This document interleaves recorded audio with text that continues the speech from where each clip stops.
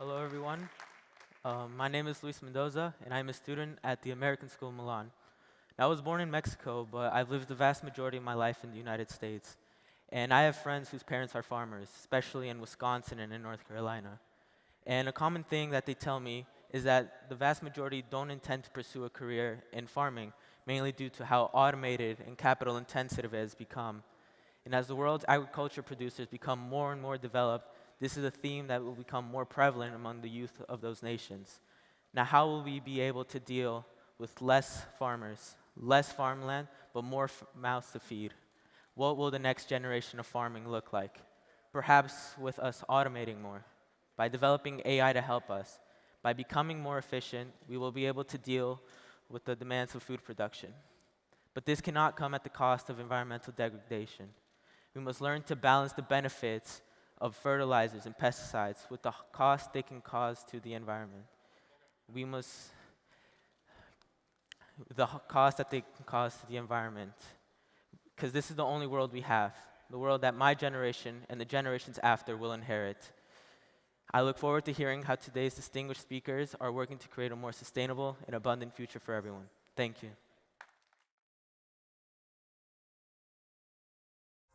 Good afternoon.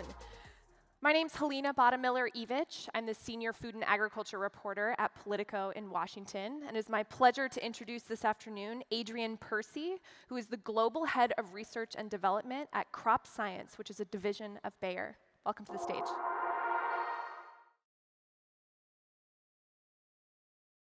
Good afternoon, everyone. Thanks for sticking around. I must say it's a real pleasure to be here in this wonderful city. My first time actually to spend some time in Milano, so I'm really looking forward to this evening. But I'm also really inspired to be in such a distinguished group of people with, I think, all a common goal, which is to help meet the expectations of our growing population and to do that in a way that is truly sustainable. I'm going to talk a little bit about what I call the innovation disconnect.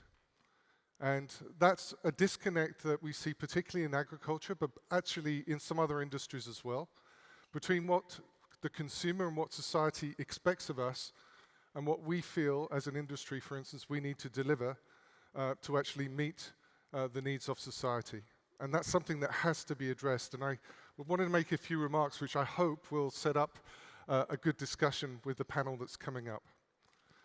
Now, we're in a golden age of science and technology. It's a really exciting time to be an innovator or a scientist. And there is a lot of technology breakthroughs out there. I mean, some people call this the fourth industrial revolution, but things seem to be happening so quickly, and our lives are changing with all of these inventions. And if you just think about some of the very banal, mundane, if you like, innovation that we've learned to incorporate into our life, it's just incredible. I mean, I started in Germany this morning at about 5 a.m. People were checking in at the airport with their smartphones. No one looked particularly excited about using their smartphone to check in. You know, I was on a flight and people were actually communicating with colleagues around the world from the comfort of their aircraft cabin. Again, it's something we have almost come to take for granted. Then when I got here, we had a lot of fun trying to get here from the airport actually to the conference center and navigating through the streets of the city, avoiding traffic, using the GPS system with active routing. Again, something that we've more or less taken for granted. And tonight when I go out with colleagues to eat, I'll probably use a translation app to try to understand exactly what I'm ordering from the menu. So there are all of these innovations, if you like, which make a nice impact on our life, but perhaps aren't always game-changing in themselves. And then there are many innovations which are game-changing, which really do make a difference in people's lives. And sometimes these are innovations that actually require society to go beyond its comfort zone. It requires society actually to take on some inherent risk in those innovations and accept that, and perhaps even accept some unknowns. And these are some examples. I mean, stem cell research was something that was very, very controversial until only a few years ago. Perhaps it's still controversial in certain parts of the world. But the benefits that we see from something such as this outweigh, we believe, the risks and the potential issues that we have. Big data again, the amazing capacity that we have in modern society to gather, to integrate and understand massive data sets. You know, we've seen in the press in the last few months, you know, concerns around privacy. Now, that doesn't stop us wanting to use the internet or stop us trying to develop these tools. It may discipline us in how we do it, but we still accept those technologies. And then there's new technologies such as gene editing, which are so promising. You know, we're seeing perhaps things that only a few years ago we would have thought impossible, but the real chance of actually restoring sight to babies that are born blind or finding curative treatments for autoimmune diseases. So why the disconnect in agriculture? At least that's from our perspective as an ag input company that's heavily working in the agricultural technology space. We see this disconnect where innovations aren't always accepted by the public, where there is pushback on a lot of things that we believe are essential in order to actually feed those 10 billion people in 2050. Now, we've tried to understand this from a company point of view, and we've done a lot of work around surveys and data collection. We've actually surveyed 10,000 people worldwide in 10 different countries, and these included, you know, very developed westernized countries, but also some countries where things like smallholder farming is very, very important to the economy, to try to understand where is this innovation disconnect coming from in agriculture.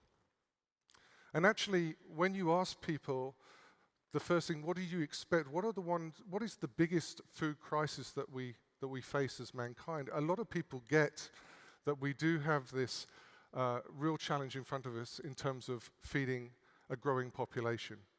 And actually, from our survey, 62% of people actually said the number one issue that needs to be tackled is getting us enough safe, nutritious food for everyone, but also, of course, available food, and also, of course, at a reasonable cost. And also, when you ask people at a very high level, at a very basic level, where is this new food production going to come from? People actually do say things like, well, we believe innovation is key actually to growing more food. We believe that innovation is key to actually fighting global hunger. And we also believe that innovation can get us over some of these environmental issues that we clearly have on this planet. But of course, when you start to delve into the details, then all bets are off. Then there is massive controversy, massive pushback on many of the different technologies which, you know, we have available to us today and which farmers need in order to have sustainable operations on their farms. Now you can see here, and as you might guess from a company that I'm coming from, things such as GMOs, the use of pesticides, we fully accept they cause controversy. I fully accept there may be some people in this room that don't actually like the use of these products. There may be some innovators in this room whose basic raison d'etre is actually disrupt companies like Bayer. And that's fine because we believe that there is room for everybody. We believe that we need multiple different forms of agriculture. But when you start to look at things like digital farming, and you see still there is pushback, or at least there is concern, or perhaps misunderstanding on those types of innovations, I think it's really important that us as innovators, we really take this on board. I think most people would probably come from the angle that digital agriculture in itself is a good thing, that digital tools can actually help use, for instance, chemistry in a more sustainable manner through, for instance, precision spraying.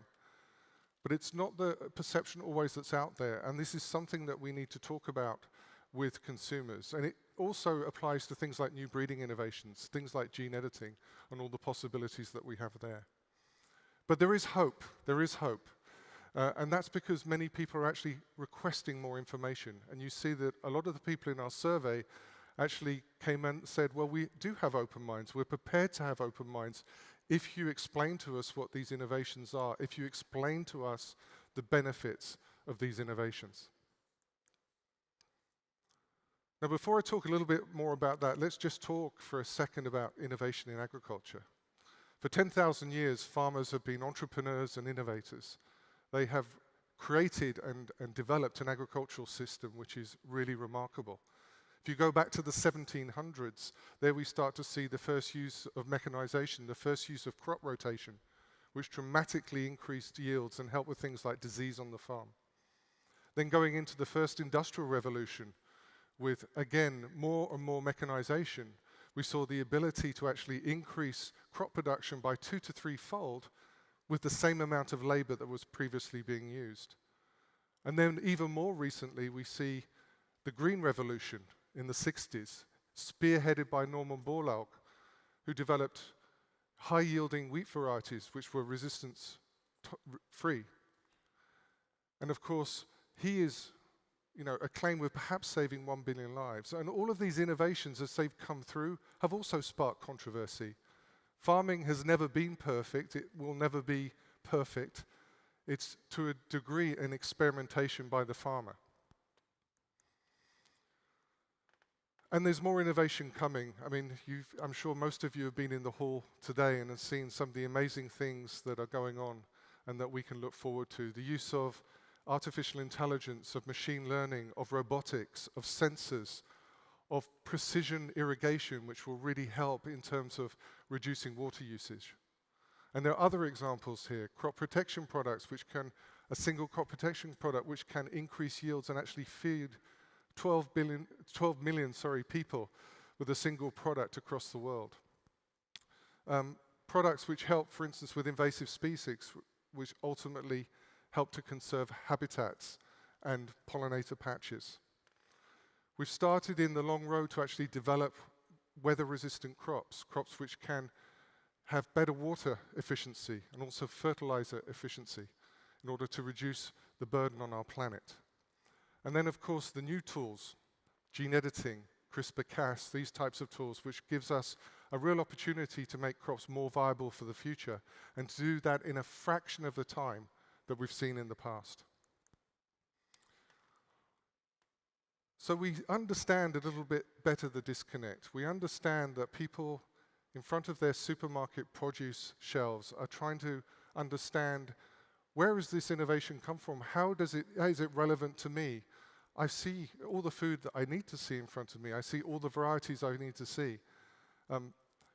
I think a lot of the innovation that actually farmers have been developing for centuries has gone completely unnoticed and unappreciated. And then on the other side, in the developing world, as we try to use some of these new technologies and tools to help relieve people of poverty, there's also pushback from Western society in many cases about the ethical nature of using such tools. Now, I will not go on about the 10 billion in 2050, because I think we've seen that video, which is a fantastic video many times. But clearly there is an enormous challenge in front of us to feed these people, and at the same time, when we're dealing with a situation where there's less and less arable land through various causes, urbanization, through soil erosion and other factors. And the fact that we have to increase crop production and food production by 50% in the next 30 years. And the problem isn't just related to the future, of course. We've heard this number a couple of times today. 800 million people go to bed hungry every night. It is an incredible statistic. And it's not a problem just of the developing world. Here in the developed world, of course, obesity, cardiovascular disease, type 2 diabetes are all linked to foodborne issues of poor nutrition. And while we're frantically trying to increase crop production, at the same time we're seeing a third of our production systems actually going to waste, either finding its way into the bins at home and retailers, or perhaps never making it off the farm because of poor storage or poor harvesting technologies. And of course, it's not just the food availability, it's also the environment. And of course, we're seeing massive effect on the environment, and already, a third of the energy that we're producing is linked to agriculture. 22% of greenhouse gas emissions are linked to our food production systems. So this clearly is a system that has to change. So to sum up, I think, we all in this room, but also people who are watching and people who were here earlier this morning, have an enormous responsibility to do this together.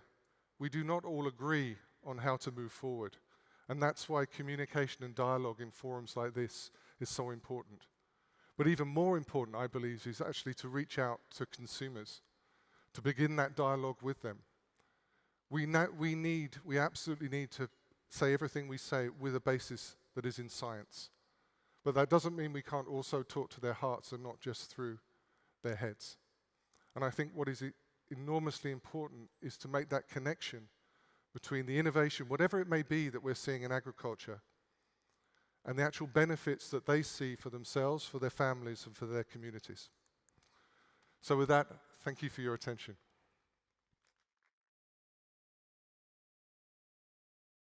Come take a seat. I'm going to invite the rest of the panel to join us.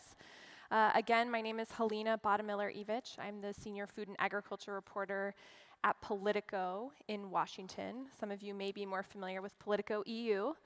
Come on up, come on up.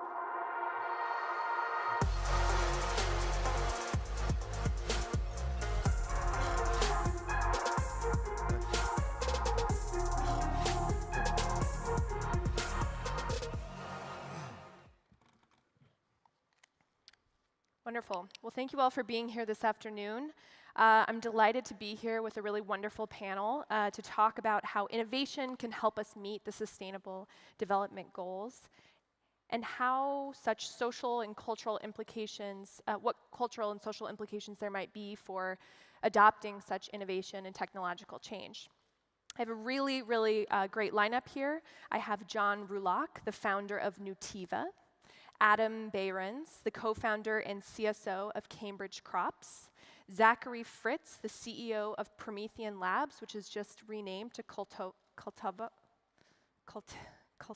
I'm sorry, Carolina Castro, CEO of Agron Solutions, and Ann Tutwiler, Director General of Biodiversity International. So it occurs to me that we can't talk about innovation or technological change of any kind without talking about how consumers and farmers will actually adopt and accept and use those types of technologies. I was hoping that the panel could first talk about how each of you approaches this question of, it's great if something works on paper, it's great to have research behind it, but if it's not used and it's not accepted, it's kind of a moot point. I would love to start with you, Adam. And tell us first, you developed something around reducing food waste and tell us a little bit about that. So my company, Cambridge Crops, developed a product that's applied to produce post-harvest to extend shelf life, and we're really looking It's like an invisible package, an invisible film. Edible. Yeah, edible, film. tasteless, and perceivable, really. And our goal is to reduce food waste either at the producer level or at the consumer level. And consumer perception is something we worry about. Luckily, we think we can avoid it altogether by avoid consumer perception? Avoid dealing with it. Oh, because they won't know. Because they won't know. Okay. So even at the big organic grocery store in the US is called Whole Foods, and they even have signs up at their produce that say we use waxes and insect products on our produce. So we think we can not have to worry about it. Yeah. But I think education is really the point to everything. Everything from healthcare to food to every other innovative area always ends up having these really stigmas associated with them. But as soon as people become comfortable and really learn the positive effects of these on them or people in the developing world, hopefully they'll come around. So how widely is it used now? What's it called? The film. It's a startup. So okay, so you're starting up. So, but do you have to think about whether or not you need to tell consumers? I mean, we've seen this whole thing unfold with GMO labeling and sort of technology being lack of transparency. Yeah. So depending on the regulatory body, you would have to list it or not list it. To be included in the U.S., broadly, you have to get something called as generally recognized as safe certification, and it's a very long regulatory process that is much like the healthcare system. And at that point, you do have to, if it's in larger quantities than a certain amount, you would have to tell the consumer. But it's actually not necessary in a lot of the cases. Interesting. Okay, so Anne, I'm going to jump to you for a minute here because you have a long track record in working in agricultural research and development. How important do you think the question is of how farmers perceive technology and innovation? And are we doing a better job of including that perspective and thinking about it before we even get to the adoption stage? Well, maybe I'd like to answer that question in a different way. So my organization works on incorporating agricultural biodiversity, different varieties, different species, soil biodiversity into our production systems. And we start with consumers, because it's our theory that if consumers aren't demanding healthier products, more variety in their diets, farmers are not going to plant it, because farmers will not plant a crop for philosophical reasons. They plant it because they can make money. And so we need to help promote the demand for these healthier products to encourage farmers to adopt different varieties when they're thinking about their planting decisions. But just, I think another aspect that we work on very closely is a technique we call participatory plant breeding, where we actually go out and ask farmers what they want, right? And it's not just that they want yield. Sometimes they want stability of yield. Sometimes they want resilience to certain pests and diseases. We also ask them how the product tastes, how it cooks, how much processing time, and these are all things we need to factor into our breeding programs as if we want farmers to adopt these new technologies. So John, what about you? I think you're actually our only leader up here who has a consumer-facing company. I mean, Nutiva, a lot of you may be familiar with some of your different brands and products, so you have to think about how consumers will accept something. Right, yes. Nutiva, we're an organic food brand based in superfoods of hemp, coconut, and chia based in California. And since 2001, all of our products have been certified organic, so that's our commitment to our customers. And we've also donated over $4 million to groups that promote a better food system. And consumers are, and eaters, I sometimes don't always like the word consumers, but it's kind of a lingo that we use in our industry. Wait, why don't you like the term consumers? Well, it's just, it's kind of like it just brackets the population. We're just here to consume. And as someone who's an advocate for regenerative agriculture, we need to support the regeneration of our earth. And I really think the elephant in the room for the food industry and really for all eaters is, what are we going to do with the legacy carbon that's in the atmosphere today? Because we need to understand, if we didn't release one more molecule of greenhouse gas emissions or carbon going forward, just wave a magic wand, one more molecule, and we don't address soil health, in the next 20 to 30 years, we are going to hit the wall with ecosystem services. We won't be able to even have conferences like this in the next couple decades. So, because the challenge is that the carbon is falling into the oceans, and the oceans are becoming acidic. And what happens when oceans become acidic? Plankton, they like a particular balance, and we've lost 30% of all plankton in the oceans. So we're really on an ocean planet, not necessarily a land planet. And so given that agriculture is a leading cause of climate change, the good news is agriculture can be part of that solution. And many of us up here on the panel are part of that. And my goal is to have a lot more people to be part of what we call regenerative agriculture. And consumers don't always know what regenerative agriculture is. I was just going to say, yeah. And that is actually a big challenge in our movement right now. But ultimately, to understand the basis is, the current industrial agriculture model runs on yesterday's solar, yesterday's sunlight, which is hydrocarbons. Regenerative agriculture runs on two things primarily. It runs on today's sunlight, powering plants, and also carbon. So we can take what is considered evil of carbon, and part of the challenge is the modern environmental movement says carbon is bad. We have all this excess carbon, carbon's bad, and we got to get rid of it. But we can take that carbon and it produces an asset in the soil. It conserves water, provides more nutritious food. And so the key going forward for me in innovation is regenerative agriculture. How to describe that in a simple format not only to the food industry, to consumers is another thing. And that's one of the reasons why I'm producer of a film, co-producer of a film called Kiss the Ground, which is about regenerative agriculture.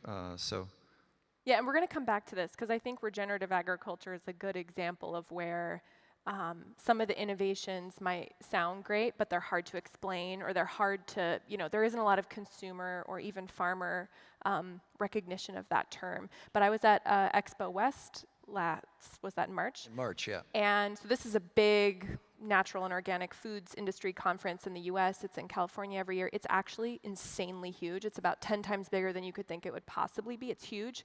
And what was so interesting this year is there was a big focus on regenerative agriculture. All of a sudden, companies like General Mills and Stonyfield and all these companies that do on quite a large scale are starting to do these little projects around doing more like maybe cover cropping or growing different things, or really just focusing on soil health and reinvesting in soil and even capturing carbon. And that was a big change to see like the natural processed foods industry really talking about regenerative agriculture. Yeah. But the big question is, what does a consumer think of that, right? So if you put it on a label, does that mean anything? Is there a pretty high barrier to? Yeah, it's a good point. And Yeah. actually 4 years ago, my goal was to kind of inject regenerative agriculture into our industry. We're the first company to do that. It's just popping into mainstream now, I yeah, think. And it's really great to see Yeah. companies like General Mills, one of the biggest food companies in North America, to incorporate this. And essentially, it's just adding more biodiversity to your crops. Always covering the soil, never leaving the soil bare. When I was driving through Switzerland, I was pointing to my friend how when you have bare soil, then that blows that soil away. We need to cover it. So there's some basic principles, but it's important. It's unique to each region. So it's not a cookie cutter approach, and it's as much art as science. But it's very important so we can balance climate change and produce the food we need. So I want to go to Carolina here for a minute. Talk to us a little bit about where you come at this issue and what Agron Solutions is working on. Sure. So what we do in Agron, we do soil testing tech. We can do soil fertility analysis 10 times faster than labs.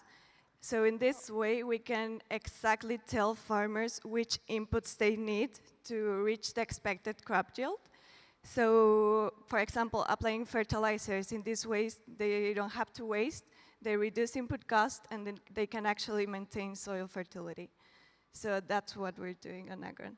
Wow.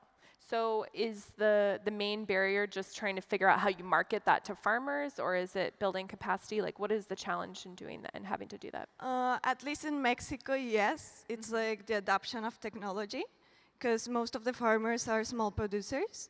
So what we do is we actually go to companies that connect us with those farmers, and they're the ones that pay for our tech. Oh, interesting. Okay. Yeah.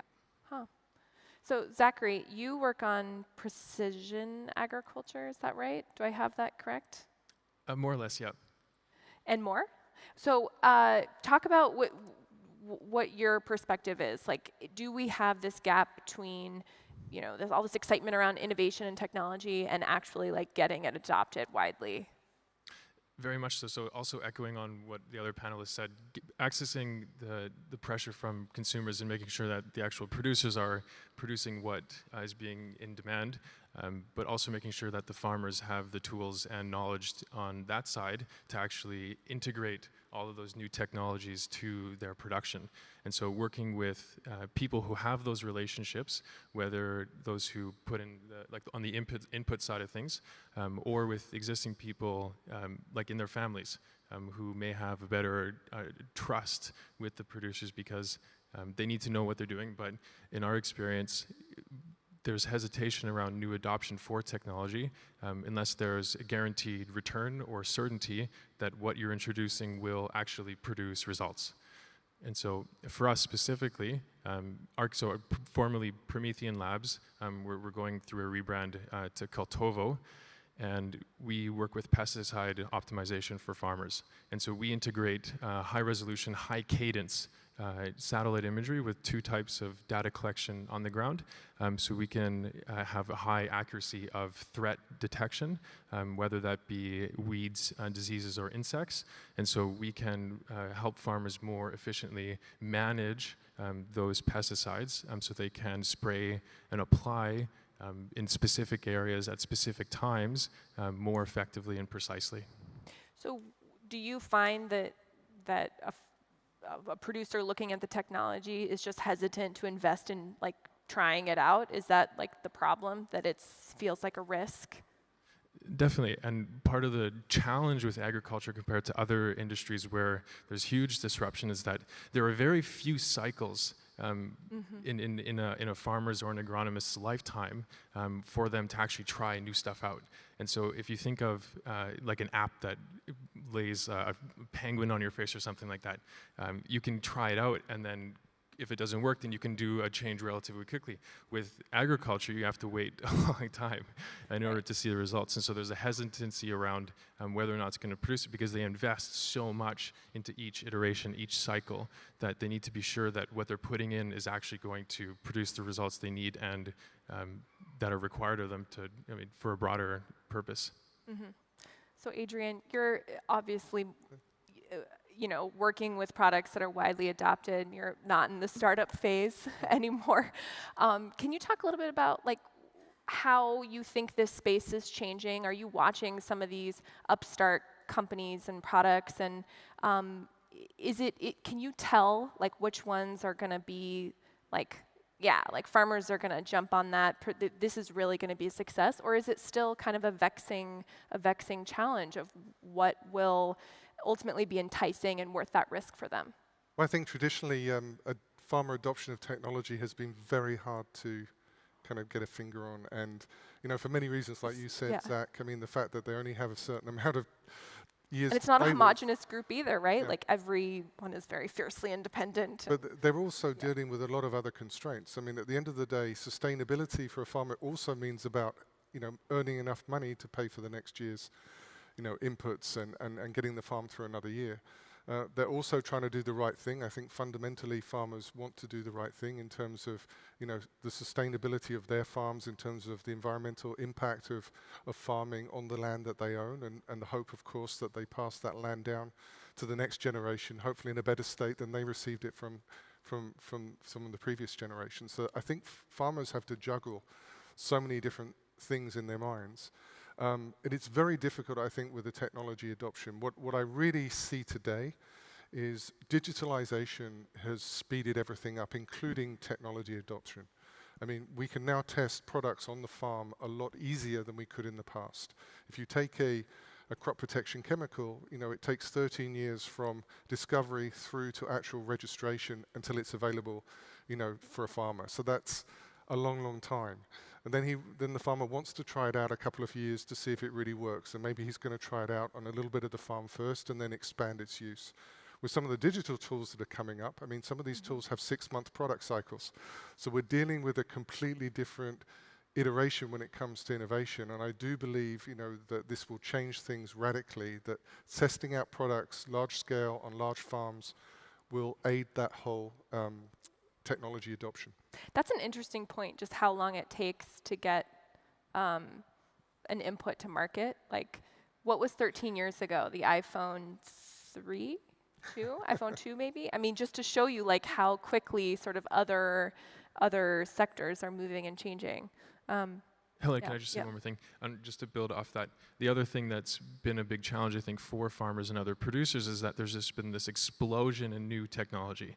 And so the number of choices that farmers and producers have in order to optimize all of their operations is enormous compared to what they've had to deal with in the past. Mm-hmm. And so on top of that, there is a certain, I think, pride and nobility that they feel about the work they do, and so they, I think, want to do the right thing, but in sometimes it can just be hard to make the right choice. Yeah, and add. Yeah, if I can comment on the consumer issue again, and going back to another phase in my life. In about 1993, 94, I was working for a big grain company and was asked to chair a task force in Washington, D.C., the Ag Biotech Task Force, which was bringing together the grocers, the food companies like Kellogg's and General Mills, the grain processors like my company, the biotech companies, et cetera.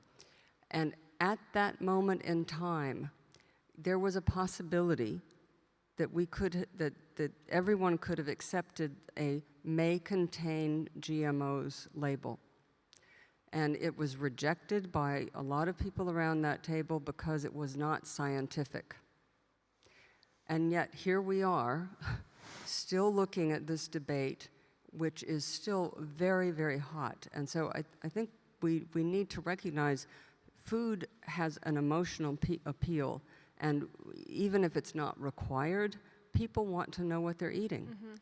And I think we could avoid a lot of these controversies over technologies with a lot more willingness to disclose what's going, how food is being processed and yeah, Adrienne, do you want to produced. weigh in and also give an update of we're going to have labeling soon? Well, I just want to say I do agree, and I think I would like to think the industry gets it better now. We're still at an early stage, but I think in terms of that transparency, and we heard it this morning from Harold Schultz about the importance of it. I do believe there's a basic, expectation from consumers, and we have to react. And so, we've gone out ahead with a transparency initiative to put all of the data that we generate from a safety perspective on our products online. We've done the first batch of products. We're now doing the others. But for me, that's going to become the norm rather than the exception, because industry will follow. And I think that's something that that has to be really looked into. And I think in terms of GMO labeling and other things, I think industry also has said, okay, this is important. We need to, I think, ideally have a label that is kind of universal, that people can understand, not, for instance, in the US on a state-based system, which would have been a nightmare. But I think consumers want that information, and we should give it to them. Well, and just to provide an update on that, actually last week, the Department of Agriculture in the US issued a proposed rule to finally sort of outline how food companies will be disclosing the presence of genetically modified ingredients. So in the next couple of years, who knows what the timeline is, in the US, you will actually see those labels. They are on a fair number of packages already. There might even be like a symbol. Food companies will have options on whether or not they can use a QR code, which I think will bring up another interesting question of whether or not consumers will use that QR code or whether they'll use it also to communicate other things. But yes, I think there's probably a lot to be learned from that chapter where 15 years later, 20 years later, we sort of ended up disclosing anyway because of that controversy. Yeah, John. So I've been active in the non-GMO movement in the United States, and have been in opposition with Bayer and Monsanto as our designated opponents on this. So a couple things just to kind of share. I find when Monsanto and some of the larger GMO companies, when they went to the patent office in the 80s, they said these products are very different than conventional foods. They're so different that we can get a patent on it. That's what the lawyers said. Then when they went to the other agency, the FDA, they say, oh, they're substantially equivalent. There's very little difference. We don't need any labeling. So depending on which door they go into the government, there's a different view. Also, one example, the gene industry said that there would never be any gene fragments in the GMO foods that they sell today that we're all consuming. And now they've shown that there is gene fragments. There's this whole concept that GMOs is precision, and that they can just go into the genome and change certain things or inject a virus or a bacteria. The unintended consequences, I believe, is not understood well by the science community. And what we've observed in the United States, I'll just speak the United States, that we've seen in the last 5 years several $100 million in a PR campaign attacking our scientists, our media people, and people like myself, lots of trolls, lots of articles, and forcing people out of positions who don't follow the orthodoxy. So I think consumers are distrustful of an industry that relies primarily on petrochemicals and is really a basis, really a war on nature using hydrocarbons and dropping them from planes and spraying. And farmers right now are caught in the middle of this. And I know it's controversial and there's a lot of kind of heat on different sides of the issues. But the good news is there is this movement today, and it's going on a large scale. We have people growing 5,000, 10,000 acre crops in the United States who are moving away from using some of these inputs and relying on building healthy soil. And that's what I'm optimistic about, is we can return to nature. But it's a mind shift. It takes some awareness to do that. And unfortunately, the majority funding in the United States of agriculture comes from where?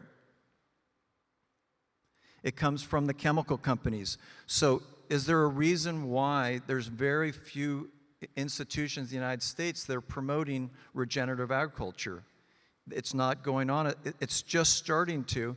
But who's driving it is farmers. And ironically, as I told Gavin Newsom, who's running for governor in California, Trump country is leading regenerative agriculture. Well, that's a story that I will do next week for sure. Call me about that story. In the Midwest. Yeah, in the Midwest. On Trump country leading regenerative agriculture. That's just a great, that's probably not a good headline actually, because nobody knows what regenerative agriculture is. But I have a question for you to pivot to kind of looking towards the future. Gene editing is something that I think we're looking at as far as like the next generation of options for farmers. So like in 20 years, can you have a tomato that for not 13 years, it didn't take 13 years to develop, it was a MIT grad in the, with very little funding could make a tomato that's healthier and sell that on the market. So there might be some, we might see like more products and more diversity of changes in the, I know people debate whether or not it's called genetically engineered or not. Do you think that that could be something that consumers would interpret differently, right? Because if that's a technology that farmers have available, they probably will use it only if consumers are going to buy into it. And that is a big question today, is whether gene editing will be in the camp of a description of GMOs or not, and there's a lot of debate on that area. To those of us who are involved in the organic food industry and the regenerative agriculture industry, we consider that to be still a use of genetic technology. They're not injecting a virus or bacteria, but they're turning off a gene. But again, I think we have to look at the research on this, and we see the claims made by the GMO industry in the last decade not being true, and seeing some real issues and challenges. There was a GMO corn crop that had issues that they had to remove from the market. But the gene editing is a bit different. But the unintended consequences when you go into the genome and change the genome, and who is doing that research. And so there's a real lack of trust from people whose basis, is selling agricultural chemicals. And that's part of our challenge. So Adrienne, quickly, you want to weigh in? I'm seeing some hands here. Well, I think there's a couple of really exciting areas of new innovation, and I mentioned digitalization. I think soil health is another one. I do think gene editing has tremendous possibilities. I think we're right at the start of really understanding, the real potential, because I think, as you the healthier tomato, though, I'm telling you, could do well. Yeah. But as you mentioned, there are some products already approaching the market. These are fairly simple in terms of it's a gene knocked out, which will confer a different, trait on the plant, which will be beneficial to the farmer or consumers. And so I think, when we take a step back though and say, what do we need? I appreciate what you're talking about, the need to, regenerate soils, for instance. I think there's not many of us that would contest that that's not an important thing to do. How we get there, of course, may be a different approach. But I think these types of tools like gene editing, if we ignore that potential and push it away and say this is an industry thing and it can't be good because of that. I think we are really doing ourselves a disservice. And a lot of the research is not going on in industry. It's actually going on in science labs. It's not even necessarily going on in agricultural science labs. It's going on, in the human health labs. And I think we should allow those scientists to do that work and see what they come back with before, damming it out of hand. I think it's incredibly important we get this one right because, as was said earlier, we didn't get the other biotech right. It's left to 15 years later with a lot of distrust around that technology, which farmers around the world still value. And if we don't get this one right, then I think feeding these people, as we talk about, becomes harder and harder each time we reject new technology. Okay, so if everyone here agrees on soil health, everyone, yeah, we all agree soil health is good. We should promote that. It's starting to become a hot topic in the U.S., like mainstream, talked about more, covered more. Is there a way to talk to consumers about soil health so that there is that bridge between like a farmer practice and a consumer recognizing that benefit? I don't know, Carolina, do you have thoughts about that? And maybe explain to us a little bit about how it's different. Is it different is the conversation different in Mexico at all? I would say we go back to what we were talking, like consumers are demanding stuff, but they don't actually know what's happening like on the farming side. Yeah. So they want organic, for example, but when you put an organic food and a non-organic food, they will choose the one that is not organic. Because it's cheaper. Like they don't even know what's exactly the definition of organic. So what I would say is we just need to find, as you say, to find a way to communicate that to consumers so they can actually have an honest feedback and exactly know what's happening with their food, where is it produced, and how is it produced. And on the other side, going back to where they were talking, I think there needs to be a transition from how we are doing farming now to go directly to regenerative, it's a difficult word. Maybe it needs a better Farming? word, yeah. Yeah, because we can just go, from using fertilizers to go to zero fertilizer, but we can actually do a better management of those inputs. So that's my opinion on that. And I know you've been trying to jump in here, yeah. I wanted to make 2 points, actually. So, coming back to agricultural biodiversity, one of the things that's important to realize when we're talking about some of these new technologies, so there have been about 8,000 new varieties of crops released since Norman Borlaug's day in 11 crops. So we are ignoring really the value of what we see as the agricultural biodiversity of thousands of crops and thousands of varieties that have the potential to address some of the challenges that we're talking about in terms of nutrition and pest and disease resistance, et cetera. And my only concern with, and I think gene editing has a lot of potential, and it seems to be quite democratic in the sense a lot of universities, other research organizations in our network are using it. But we can't let that substitute for the need to look at some of these other crops and make sure we're conserving the genetic diversity, because these things are not always going to be the solution. Sometimes you have to go back into the conservation to find a variety that's resistant to a pest or a disease. So I just want to put in a plug for that. But on soil health, recently I was presenting this agricultural biodiversity index that my organization is developing to a group, and there was a farmer there from the Punjab. Turned out he was the former Minister of Agriculture of the Punjab. And he said, why do I care about agricultural biodiversity? I produce wheat, why do I care? I said, do you care about the productivity of your soil?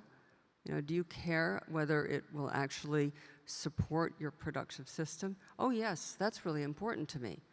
So I think it's also something we have to get farmers to realize, that to the extent we can improve soil health and soil quality, it also contributes to higher yields. Yeah. Yeah, and it's too bad we don't have any farmers on our panel. Food conferences, I think in general, have a tendency to not always have farmers as part of the conversation. Although all of us by default are consumers, or whatever your new word is for that. But yeah. Let's make it short. One thing that's very alarming in terms of biodiversity, and I'm glad to meet you and see the work you're doing there, is that German scientists have been measuring the level of winged insects in their German fields, agricultural lands, forests, and since the 1980s, we've seen a 75% reduction in winged insects. This is really and they're saying the two greatest causes is loss of habitat and industrial agriculture, the use of pesticides.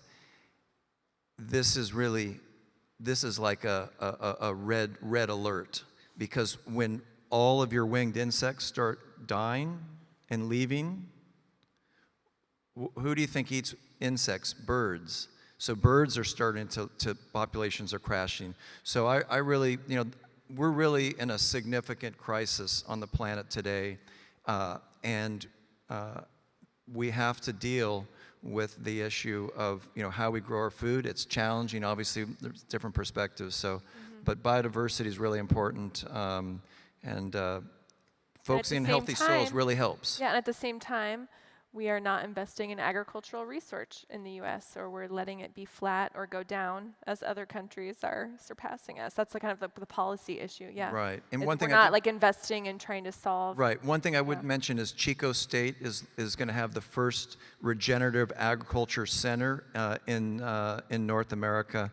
And that's a project that's coming up, so we're excited to see that. But farmers can really drive a lot of this innovation. Farmers can be very innovative. They just need some support and help, and that's one thing we're working in the United States is to help the farmers on that. Okay, Zachary, I know you want to weigh in. Yeah, I think on a previous point. Yeah, I know. We've had a few people now. I think there's definitely controversy whenever new technologies are introduced, and time will tell whether any of that will play out. But I think transparency is the most important thing, and however you communicate it, understanding. I don't think there's anything inherently wrong with corporations funding research because they have to do that, or whether it's academics or governments. As long as that is up front and center, then that can be consumed as people would like to consume it. But as long as there's transparency around what's actually happening and what labeling exists and what research is being done, then that's, I think, the most important thing. And go ahead. Yeah. I know we don't have enough mics. Yeah. No, I just want to come back to the presentation that you made and the picture of Norman Borlaug, who's certainly the patron saint of my research organization, the network we're part of. But I think we have to really say very clearly that our challenges now are very different than the ones he confronted, because he was worrying, and people were worrying about famines in Africa and India and the Philippines and China. And certainly we know people are still hungry. But the biggest challenges we have now are around malnutrition, micronutrient, overnutrition, still hunger, climate change, resilience, soil health. Yet we still are talking about this narrative of having less food, right? The narrative should be we have an ag sector that has to contribute to all of those goals, all of the complex of sustainable development goals that we, the globe when we walked in. But we still somehow keep focusing on that one variable. And I really think this industry has to recognize agriculture needs to be much more willing to fulfill its role across a number of these challenges, and not just the one that kept galvanizing us in the 20th century. Yeah, because we actually have more people on the earth now who are overweight than who are famished or in a state of famine. So that is that is a big global transition that we have undergone in the last few decades. And actually, I mean, that kind of segues to food waste, right? That we're wasting whatever statistic you believe, 25 to 40% of food, which, you know, hopefully we'll do less of once the apples get coated. You know, at the same time, people don't have enough to eat. We're wasting so much food. And that's another thing that I definitely see injecting more into the conversation lately in terms of like talking about that and not just accepting it as a, I don't know if you want to comment on that. You see more interest, right, in not just talking about having to produce more, but also be smarter about what we're already producing. Yeah, I think you know, food availability and health, it is as equal as hunger, right, as you're saying. And actually, one of our more academic focuses at Cambridge Crops is to use the same technology to fortified foods that aren't traditionally fortifiable. So maybe we could actually make a healthier apple without a GMO and avoid the label, for instance. Wait, so how would you do that? So the same technology can preserve micronutrients, and so you can include it in the coating material. Interesting. Huh. But you could market it probably Right, as like a vitamin C boosted Right. cherry, or I don't know what it would be. Sure. Yeah. And then, you know, so ultimately we have a long-term consumer play, but I think it's worth saying that it's a lot easier to scare people about a new technology than to educate them, especially like we're in the fake news generation, right? So, you know, throwing words out there that sound scary, like genetic fragments, in my opinion, it's pretty scary sounding, but who knows what that has impact, and I guess that's the fear, but it's likely nothing. So it's very easy to scare a consumer. How do you think the like millennial generation responds to that? Like, do you think that because there's more technological adoption in terms of apps and everything, do you think there's like more, are they more or less likely to be scared of a new technology in terms of food? So I think I have a better anecdote for the healthcare space, if that is helpful. So I did. It's an interesting comparison. Yeah. I did a lot of developing world healthcare work before and worked on vaccine coverage. And people I worked with were afraid of getting flu shots, and we worked in a vaccine lab. And I'm 29, so. Oh wow. So I think like we might adopt technology that's fun or, you know, we can understand and adds value to our daily life. But if we personally don't see the value, I don't think people are willing to adopt it. Interesting. Huh. Yeah, Adrienne? Could I just build on what you were saying? Because I do agree that it's far more complex than just talking about 10 billion people in 2050. I think that was an important narrative because I think it put agriculture back in the center of a lot of people's thinking. And I think a lot of the innovation and technology that we've seen in the last couple of years, and the investment above all, has been partly attracted by that kind of narrative, which I think is true, but it's far more complex. And you know, we have to look at overnutrition, we have to look at the environmental issues that we're facing, we have to look at quality of food, not just quantity. And I think that whole narrative will need to evolve in the next coming years, because I don't think it really resonates with too many Westerners when they see the availability of food in the supermarket, and for the most part, it's not that there isn't enough. You know, we can afford to waste an awful lot of it. So, you know, of course, there are people who struggle to make ends meet and actually feed themselves and their families, but in general, it's not a Western problem. And I think to explain the importance of all these things, we do need to find another narrative. Yeah, I think it's interesting you mentioned it's easier to kind of talk about it in a simple rate, like we need more food by X date. But it's interesting how central agriculture really is to the Sustainable Development Goals anyway. I mean, it touches on poverty, it touches on water, it touches on, you know, gender equality. I mean, hunger, malnutrition, there's so many facets of those goals. Like more than half of them are directly, I think, intertwined with agriculture because it is so multifaceted. So we only have just a couple more minutes, and I want to have each panelist tell me one technology you see being rapidly adopted now, or you think will, it could be on either the food or ag side, like you think that will actually kind of move forward. Like what will be the next thing we're talking about? Adrienne, we're going to start with you. What's the next thing that is going to be adopted? Well, the next thing is already here, the digital tools.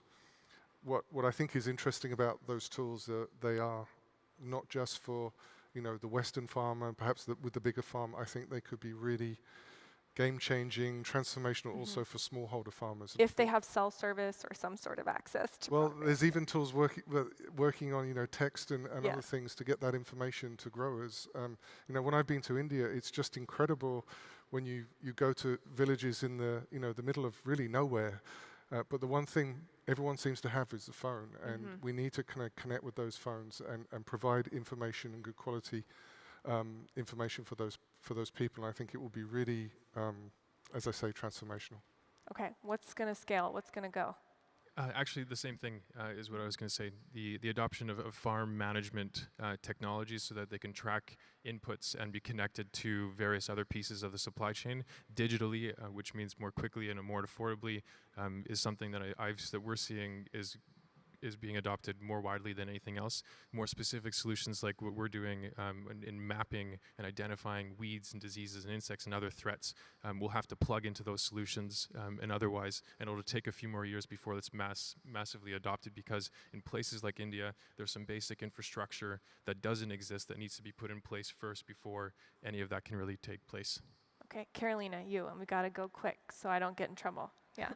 I would say any technology that actually works as a system, because we can't continue measuring stuff just by itself. We need to actually complete the whole cycle to be able to, better produce or better do farming.